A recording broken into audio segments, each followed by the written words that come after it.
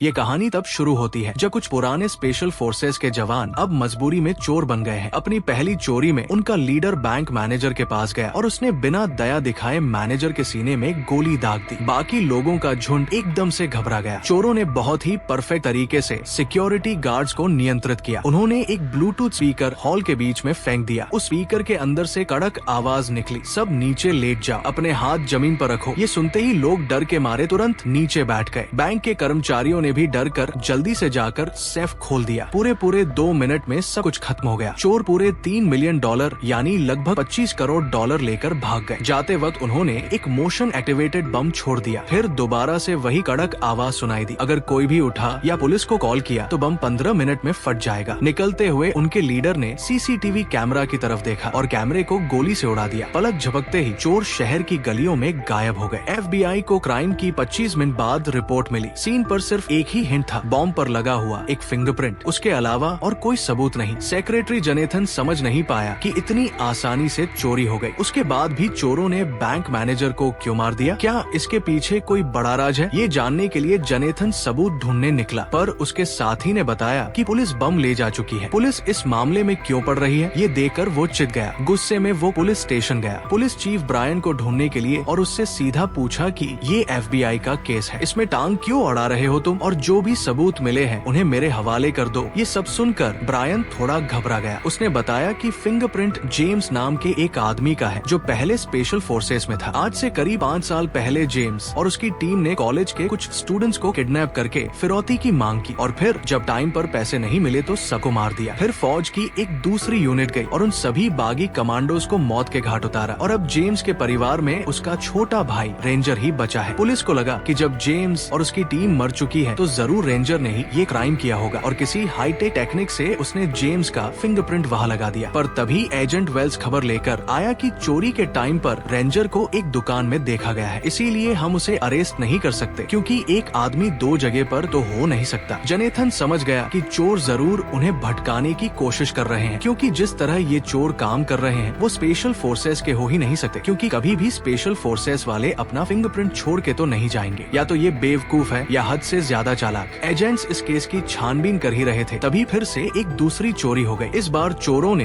Bank manager के घर वालों की जान लेने की धमकी देकर उससे बैंक का सेफ खुलवाया था। मैनेजर ने ईयरपीस पहना और बैंक के अंदर गया। मैनेजर ने डर के मारे सब लोगों को ब्रेकफास्ट करने भेज दिया और फिर तिजोरी खोली। काम होता देकर चोर बैंक की तरफ बढ़े और जैसे ही चोर बैंक में घुसे उनका सामना एक फीमेल एम्प्लॉय से हो गया जो वहाँ से जा ही रही थी। डर के मारे वो अलार्म बजाने जा ही रही थी, पर मैनेजर ने उसे रोक दिया। चोर ने फिर से स्पीकर से वही आवाज चलाई और पूरे बैंक को अपने कंट्रोल में ले लिया, पर इस बार उन्होंने पैसे नहीं बल्कि सेफ में रखे हुए कुछ डॉक्यूमेंट्स लिए। और सबसे अजीब बात तो ये थी कि उन्होंने घायल गार्ड को भी ठीक करवा दिया। उस फीमेल एम्प्लॉय से उसकी मरहम पट्टी करवा दी। इससे लग रहा था कि वो बिना बात लोगों को नहीं मारते। तो फिर पहली चोरी में मैनेजर को क्यों मारा? थोड़ी देर बाद ही जवाब मिल गया। बारिश में तीसरा मैनेजर ऑफिस जाने वाला है, तभी एक चोर ने उसकी गाड़ी का दरवाजा खोला, उसे बहुत जोर से बाहर खींचा और गीली सड़क पर फेंक दिया। मैनेजर कुछ समझ पाता उससे पहले ही एक चाकू उसकी गर्दन में घुसा दिया गया। खून धीरे धीरे बारिश के पानी में रिसने लगा। चोरों ने उसकी तकलीफ देकर भी बिल्कुल दया नहीं दिखाई, मानो उनका कोई पुराना बदला पूरा हुआ हो। बैंक के मालिक जेफरी को पता चला कि उसकी 2 ब्रांचेस लूट ली गई है। $3 मिलियन इतने बड़े बैंक के लिए कोई बड़ी रकम नहीं थी। पैसों से ज्यादा उसे डॉक्यूमेंट्स की चिंता हो रही थी, क्योंकि उनके अंदर जेफरी का एक बहुत बड़ा राज छुपा हुआ है। 2 बैंक्स में लगातार चोरी के बाद सेक्रेटरी जेनेथन बहुत परेशान हो गया। उस फिंगरप्रिंट के अलावा चोर कोई दूसरा सुराग छोड़कर नहीं गए थे। उसको सबसे ज्यादा परेशान बस ये बात कर रही थी कि चोर एक बैंक में मैनेजर को मार गए, वही दूसरे में घायल सिक्योरिटी गार्ड को भी बचा लिया। ये उल्टा सीधा बर्ताव देकर जेनेथन सोच में पड़ गया कि जरूर इस केस में कोई तो राज छुपा है जिसके लिए ये चोर इस हद तक जा रहे हैं। इसके बाद जेनेथन ने बचे हुए बैंक मैनेजर से पूछताछ की। उसे लगा नहीं था कि मैनेजर कुछ खास बता पाएगा, पर मैनेजर ने एक नया सुराग दे दिया। जेनेथन ने पूछा कि क्या बैंक का मालिक जेफरी यहाँ अक्सर आता है? मैनेजर ने बताया कि जेफरी एक बहुत ही अमीर आदमी है। उसके नाम पर देश भर में लगभग 3000 बैंक की ब्रांचेस है। उसके पास इन छोटी मोटी ब्रांचेस में आने का टाइम नहीं है। हमारी सबसे बड़ी ब्रांच में भी वो साल में शायद 1 या 2 बार जा पाता है, तो इतनी छोटी ब्रांच में आना बिल्कुल भी नॉर्मल नहीं है। पर अजीब बात ये थी कि जेफरी हर रोज इस छोटी ब्रांच में आ रहा था, वो भी बिल्कुल क्लोजिंग टाइम पे। वो खुद तिजोरी को चेक भी करता। ये सुनकर जेनेथन को तुरंत लगा कि इसमें कुछ तो गड़बड़ है। फिर एक कलीग ने हिला देने वाली खबर दी। चोरी किए गए नोटों का सीरियल नंबर ट्रैक करने से पता चला कि वो $3 मिलियन किसी चैरिटी को दान कर दिए गए हैं। इतनी बड़ी जानकारी पुलिस चीफ ब्रायन ने फिर से जेनेथन को नहीं बताई। जेनेथन को इस बात पर बहुत गुस्सा आया। उसने नए एजेंट वेल्स को ब्रायन के साथ मिलकर इन्वेस्टिगेशन करने का ऑर्डर दिया। टेक्निकल डिपार्टमेंट ने एक गोली के ऊपर मिले फिंगरप्रिंट से कंफर्म किया कि ये भी जेम्स का ही है। जेनेथन सोच में पड़ गया कि एक मरा हुआ आदमी जिंदा कैसे हो गया, लेकिन अब तो दोनों जगहों पर ऐसी चीजें मिली है जिसमें जेम्स के फिंगरप्रिंट है। अब वो सोच में पड़ गया कि उस पुराने किडनैपिंग वाले केस में जरूर कुछ बात होगी। साथ ही जेनेथन ने अपने एक साथी से कहा कि जेफरी के ऊपर अच्छे से नजर रखो और उसका कच्चा चिट्ठा निकालो पूरा। अगले दिन बैंक मैनेजर के फ्यूनल पर जेफरी भी वहाँ पहुँच गया और उसके साथ ही उस एरिया का नेता भी। दो छोटी ब्रांचेस के मैनेजर्स की मौत पर इतने बड़े लोगों का आ जाना बहुत अजीब है। जेनेथन के साथी स्टॉकवेल ने ये पूरी बात उसे बताई। इस तरह की चीजें देकर जेनेथन का शक बढ़ने लगा। वही ब्रायन मजबूरी में वेल्स के साथ इन्वेस्टिगेट कर रहा था। उन्हें गवाह मिल गया, ज्वेलरी शॉप का सिक्योरिटी गार्ड। उसकी आदत थी कि अगर कुछ गड़बड़ लगे तो वो गाड़ियों का नंबर नोट कर लेता था। उसने चोरों की गाड़ी का नंबर नोट कर लिया था और चेक करने पर पता चला कि ये गाड़ी रेंजर की है। इसके बाद ब्रायन ने तुरंत ऑर्डर दिए कि रेंजर को पकड़ लो। इसी वक्त हेडक्वार्टर्स में जेनेथन को एक अजीब सी फाइल मिली। उसने सोचा कि ये कोई इन्वेस्टिगेशन रिपोर्ट होगी, लेकिन उसके अंदर कुछ फोटोज निकली। ये फोटो उस एरिया के नेता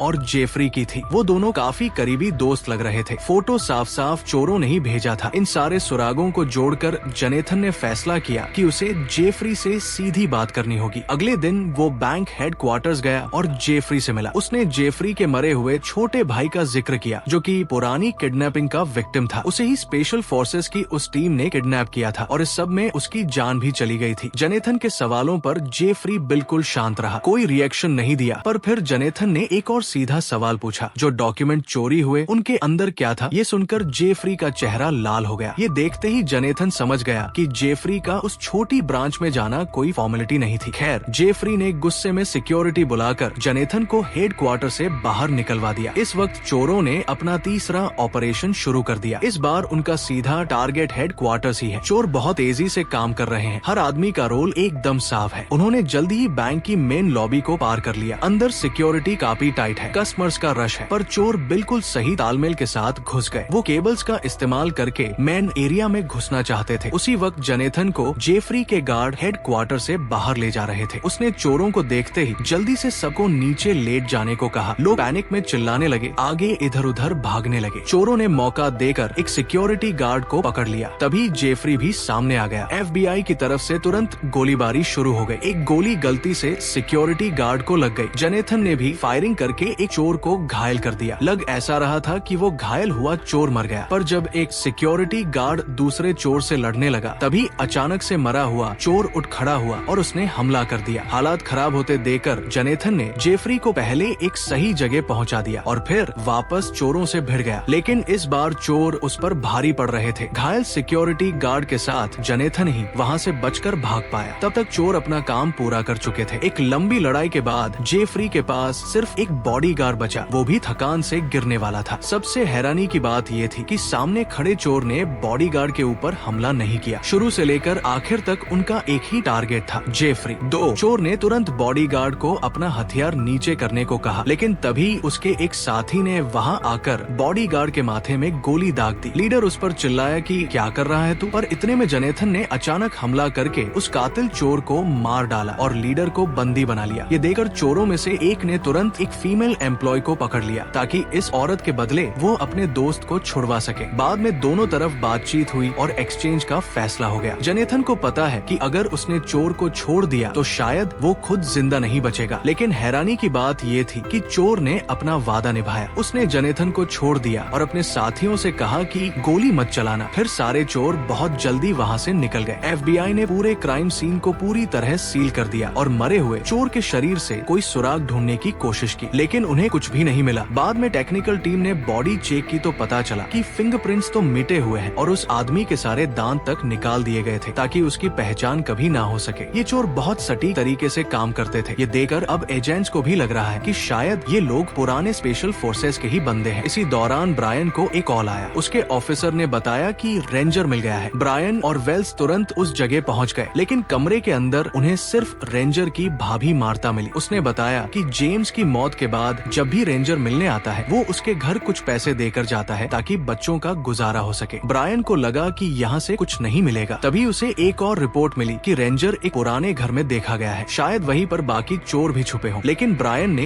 ये बात वेल्स को नहीं बताई। पता चला कि ब्रायन की पत्नी बहुत लंबे समय से कैंसर से लड़ रही है और ब्रायन की छोटी सी सैलरी में उसका इलाज होना मुमकिन नहीं। अपनी पत्नी का दर्द याद करके ब्रायन और मजबूर हो गया और उसने एक बड़ा फैसला लिया। अगली सुबह जनेथन को एक अनजान फाइल मिली। ये भी चोरों ने ही भेजी थी। फाइल देकर जनेथन हिल गया। उसमें जेफरी के सारे जुर्म लिखे हुए थे। जो राज जेफरी इतने सालों से छुपा रहा था वो पूरी तरह नंगा हो गया। पता चला कि सालों पहले जो बड़ी किडनैपिंग हुई थी वो जेफरी ने ही प्लान की थी। उसका मकसद था कि उसके परिवार की जायदाद पूरी तरह उसे मिल जाए, कोई बंटवारा न हो। जेफरी ने एक बड़े मिलिट्री ऑफिसर को पैसे देकर एक झूठे टेररिस्ट को रोकने का ऑर्डर बनवाया। जेम्स की स्पेशल फोर्सेस टीम को तुरंत इस ऑपरेशन पर भेज दिया गया। टीम ने सोचा कि वो असली आतंकवादी को मारने जा रहे हैं, इसीलिए उन्होंने जल्दी से घर पर रेड की और अंदर मौजूद सभी लोगों को खत्म कर दिया। परमिशन के बाद उन्हें पता चला कि वो आतंकवादी नहीं थे बल्कि बिना हथियारों के कॉलेज स्टूडेंट थे। उनमें जेफरी का छोटा भाई भी था। टीम को इस बात पर यकीन नहीं हुआ। उन्हें लगा कि ऑर्डर गलत था। उन्होंने तुरंत ऊपर रिपोर्ट भेजी, लेकिन इससे पहले सच सामने आता एक दूसरी स्पेशल फोर्सेस टीम ने उन पर हमला कर दिया। जेम्स की टीम तैयार नहीं थी और अचानक से हुए हमले की वजह से वो एक एक करके मरते गए। जेफरी के भाई के मरने के बाद पूरी जायदाद उस अकेले को मिल गई। उसने फौज के कुछ अफसरों को बहुत सारे पैसे खिलाकर जेम्स और उसकी टीम को गद्दार घोषित करवा दिया ताकि उसका क्राइम छुप जाए। अपने प्लान को परफेक्ट बनाने के लिए जेफरी ने पहले ही जेम्स की टीम के 3 आदमियों को खरीद लिया था। 2 वो बैंक मैनेजर्स थे जो चोरों ने बाद में मार दिए और तीसरा वो नेता जो जेम्स के अंतिम संस्कार पर आया था। इन तीनों ने मिशन वाले दिन कुछ न कुछ बहाना लगाकर छुट्टी ले ली और बाद में अपने ही साथियों के खिलाफ गवाही दी। जेम्स की टीम के खत्म होने के बाद जेफरी ने इन तीनों को अपनी टीम में लिया। एक को नेता बना दिया और 2 को बैंकिंग सिस्टम में डालकर मैनेजर। इसीलिए इन तीनों का रिश्ता इतना गहरा था। जेफरी को लगा था कि उसका राज जिंदगी भर दबा रहेगा। वो इतने समय से